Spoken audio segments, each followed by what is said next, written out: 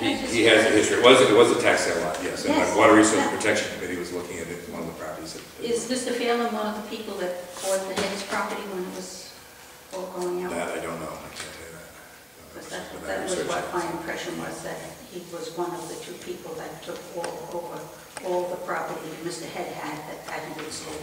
Okay. When Mr. Head died, Mrs. Head gave Sunset Beach to the county. And in the process, withheld it, but didn't pay taxes. Okay.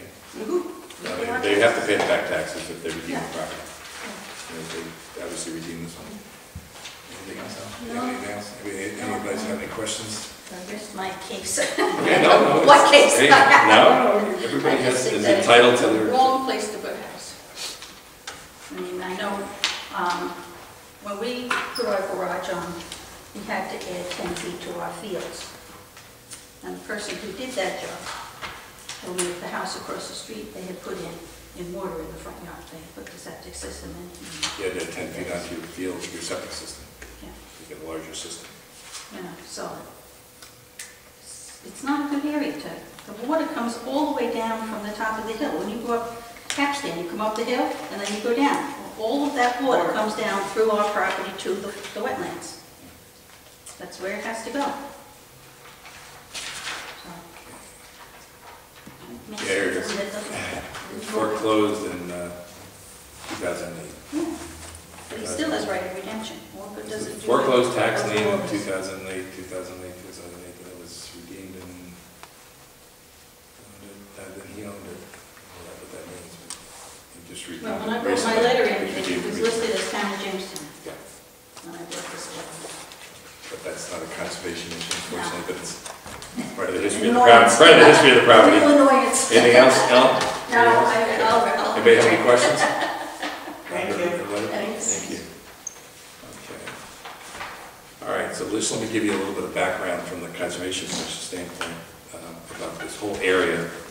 This goes back to, and I made notes today, if I can find it there, this whole set of lots goes back to 1986. And in 1986, the Commission and I have all the correspondence I collected. I went to our files, and here are the files on these properties right here. There's John Pezza. This is a couple of the lots. There's another Pezza application. There's a wetland map that was done here. This was one of the first ones that was done way back. There's one of the lots that shows the stream. And then there was another one called STUM, S-T-U-M-M, which is another one that requested. These were all requests that came into the town for the wetland variance to the 308. I'm sure all those were. The first one may not have been. The first one may have just been like another kind of variance for property. But the Conservation Commission is on record in 86 recommending denial of the Pezza property, which is one of these lots. The lot numbers have changed because what they did is they combined lots. We're on record in 87, August 25th of 87 is maintaining that same position on the property. First one was October of 86. August of 88, we're on record recommended that the zoning board deny the variance request for that. These were 308. Actually, at that time it was called 1200. That's what I was thinking.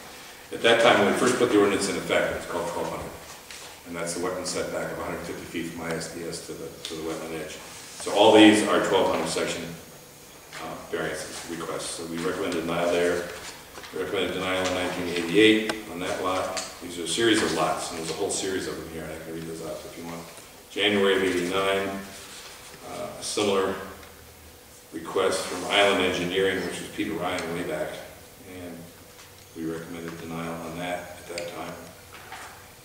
In February 25th of 89, another series of lots, again under John Pez's name. The thing to understand is there were a lot of these lots that were bought up, and they were all originally Commerce Oil way back. Okay. Commerce Oil was one of the partners in the group was Ben Cirilli.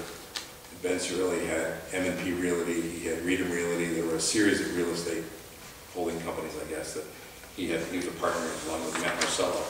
So those properties were actually at different times under different names. And I think when the zoning changed, they checkerboarded a lot of these properties so they didn't have to merge lots to try to keep the lot sizes. And this goes back to the 80s. So this is why you see under some of these, and we could trace the exact lot, looking back at the old plat maps, but the lots have, in some cases, have been combined because they were half the size, many of them. They were the size of that one in the front. Some of them. And when you're referring to these lots, you're referring specifically All the lots along that old. Yes. To all, on both sides of the street, or just this whole area? This side was the only side we dealt with. Okay, On the so west side of the it's road. always been- The side that was in the It's always west. been Yes, these it's always been particular those lots that you're particular lots. talking about? Yes. Okay, so even though the numbers have changed? The numbers, yeah, they're still combined, talking like- about these physical lots. These are like 269 to 272, 283 to 286. So even though the recommendations were always to not do it, those recommendations were ignored, and that's why Well- we have houses there that we have now? What probably happened was the zoning board dealt with these setbacks from the wetland, okay? And that was the wetland map that we had at that time, which is the one that I just showed you. Yeah. And this one, which is probably different than the one we have today.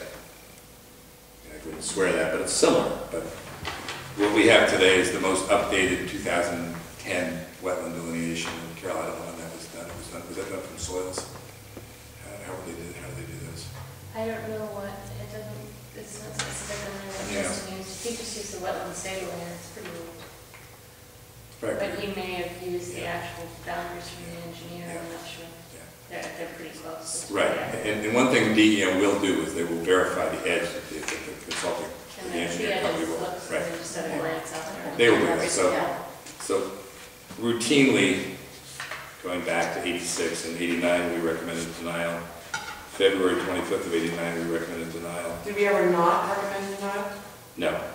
In April 21st of 91, this is another set of, well, these are the same lots. I think what happened is he withdrew, he came back, he withdrew, he came, or he came in, there's a whole series of lots here. There's 1, 2, 3, 4, 5, 6 lots on this one that he came in for.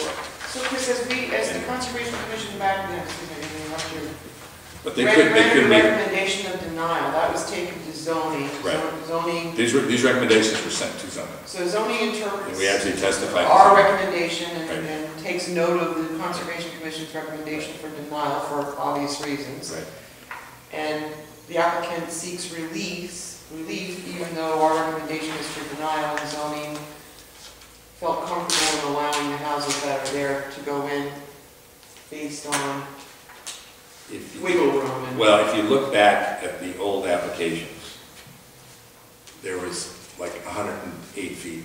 I'm just kidding, don't hold me to the numbers, but there was like 108 feet and they needed 150. There was 80 something and they needed 150. So there was a variance request of so many feet for less than relief, for 150. 20 feet of Right. release.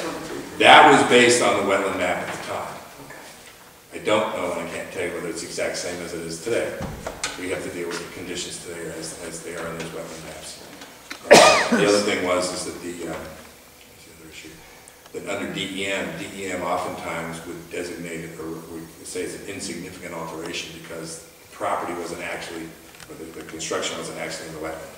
The well would be in the wetland, everything would be upstream of it, and they didn't see it as a significant alteration, so they called it an insignificant alteration, and they granted the permit. So once the zoning board had in their hands something from DEM that said that they granted approval because it was an insignificant alteration, then the zoning board had to consider our ordinance, which required 150 feet. DEM only required 50 feet at the time. So the game in town was, Our ordinance is more our local strict. ordinance, right, More is strict. more strict, and we have a local conservation commission saying, don't do it. The applicant then goes to DEM, and says, it's an insignificant alteration, and the person gets approval, they get relief, and they build. And then that sets precedent for every other lot owner in That's, town. This goes back to the same conversation that we had, I lose track of time, a year ago, year and a half ago, something like that, where it's, we have a Jamestown delineation of 150 feet. an ordinance, right? Ordinance. Correct.